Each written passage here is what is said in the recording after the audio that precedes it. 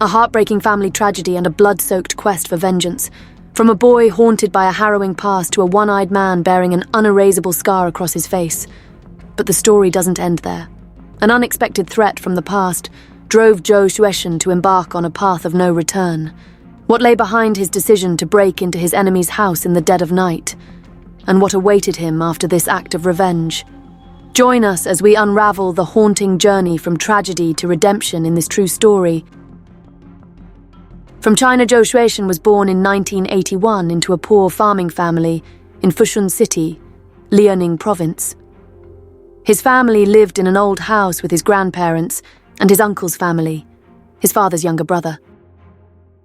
It was a harmonious extended family, always supporting each other. However, due to financial difficulties, Joe's father and uncle had to work far from home all year round, returning only during the Lunar New Year. At home were just his elderly grandparents, mother, aunt, and younger siblings. Joe had a younger sister who was 2 years younger than him. From a young age, he was a considerate and obedient child. He often helped his mother and aunt with farm and household chores, understanding that his efforts were the only way to ease the burden on the women in his family. By the age of 4, Joe could light a fire to cook, sweep the floor and care for his siblings while his mother worked. Lunar New Year was the happiest time for Joe, as his father and uncle returned home.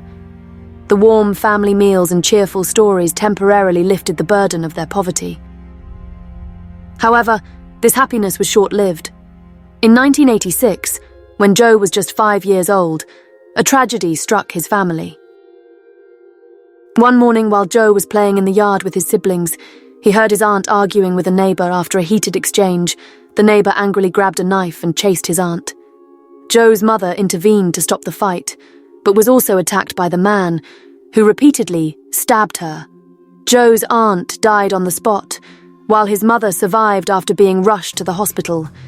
However, her health declined severely as some of her internal organs had to be removed, leaving her unable to work. At the time, Joe's father and uncle were away working, and only his frail grandparents were home. No adult was strong enough to stop the neighbor's brutal attack. The children could only stand by and cry, helplessly watching their mother and aunt being assaulted. The neighbor was later arrested, and due to the particularly brutal nature of the murder, sentenced to death and executed shortly afterward. Joe's family thought the nightmare had ended, but this was just the beginning. 3 years later, the younger brother of the executed neighbor sought revenge. One night, he broke into Joe's house through a window, armed with a knife, and began attacking the family. Joe woke up to the sound of his mother's cries for help. He opened his eyes and was horrified to see his mother lying in a pool of blood. He wanted to hide under the blanket but was struck on the head by the neighbor's brother before he could move. When Joe regained consciousness, he found himself in a hospital bed with his right eye bandaged. He was just 8 years old and had been permanently blinded in his right eye by the attack, leaving a deep and ugly scar on his face. On that fateful night, 4 of the 6 family members were killed by the neighbor's brother, his grandfather, grandmother, cousin, and younger sister. Only Joe and his mother survived, rescued in the aftermath of the brutal assault. After the incident, Joe Shueishan lost nearly all his family members. This tragedy became a permanent nightmare that he would never forget. The perpetrator was later arrested and sentenced to death, but the pain and loss that Joe's family endured could never be compensated. His mother, after being attacked twice, lost the ability to walk and became bedridden. Because of this, Joe had to drop out of school early to take care of her. The family's finances now depended solely on his father and uncle. To cover medical expenses for his wife and son, Joe's father exhausted all their savings and even had to borrow money from relatives, plunging the family into deep debt and worsening their poverty. Time passed quickly. By the time Joe Shueishan turned 19, he had grown into a strong young man. However, his childhood was filled with misfortune. Blinded in one eye and bearing a long scar on his face, Joe found himself feared and shunned by his peers. No one wanted to befriend him, but he paid no mind to this. Joe knew that his life did not allow for moments of weakness or sadness. Every day he worked as a labourer at construction sites, carrying bricks and stones to support his family, and returned home to care for his mother. He believed that a peaceful life might eventually ease the pain of those years. But one day, while working at a construction site, Joe received alarming news from a relative. This person told him that during a drinking session, the son of the neighbour who had massacred his family years ago had made a chilling statement. The man claimed that sooner or later, the entire Joe family would be wiped out, and he would be the one to exact revenge for his father and uncle. After hearing this, Joe stayed up all night thinking. Years ago, 2 neighbours had taken the lives of 5 members of his family. He couldn't be sure if the threat was a drunken boast or a real intention to destroy his family. After several days of contemplation, Joe Shueishan decided to resolve the issue once and for all. At midnight, he broke into the neighbour's house, armed with 2 knives. Upon entering, Joe confronted the neighbour's son. He shouted, "You're the one who wants to destroy my family." Without waiting for a response, Joe attacked, killing the neighbour's son on the spot. After committing the act, Joe Shueishan voluntarily surrendered to the police.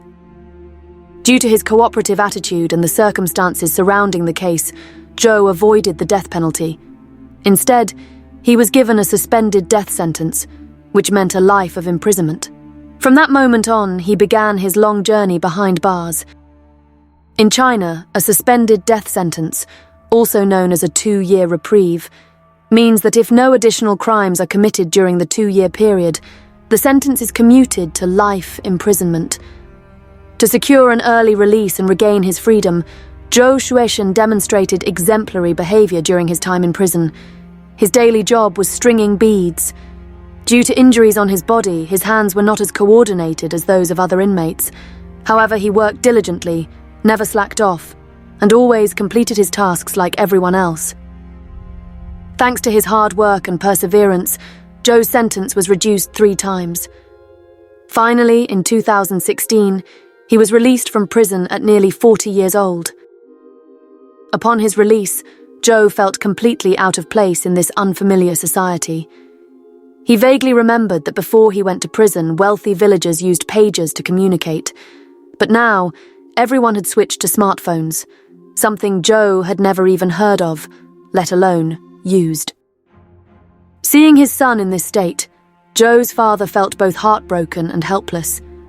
Here was a strong 40-year-old man whose understanding of the world lagged behind that of his 60-year-old father. To quickly adapt, Joe stayed at home for a few days before heading to Shenyang in search of work. With no education or skills, he could only take on manual labour jobs. He peddled a rickshaw at night and worked on construction sites by day. However, he couldn't keep any job for long. As soon as word of his criminal past got out, his employers would immediately ask him to leave. For ex-convicts, the hardest part of re-entering society is overcoming the shadow of their past. Today, most formal companies require a criminal background check during recruitment. This requirement barred Joe from finding stable employment. After drifting in Shenyang for half a year, Joe lived hand-to-mouth. Forget about saving money.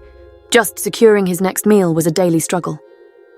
Fortunately, he eventually met a kind-hearted person who helped him find work at a funeral home. On his first day facing various funeral supplies, Joe was too terrified to sleep. It took him 3 days to adjust. Over time, every time he saw urns and photographs of the deceased, he was reminded of his 20 years in prison, filling him with a deep sense of fear and respect for life. In some ways, this was a blessing for Joe. Only by truly respecting life could he stay on the right path and avoid repeating past mistakes. Time flew by, and Joe gradually adapted to this new society. At work, he met the love of his life, an older woman. Before the Lunar New Year, He brought his girlfriend back to his old home in Fushun to introduce her to his parents.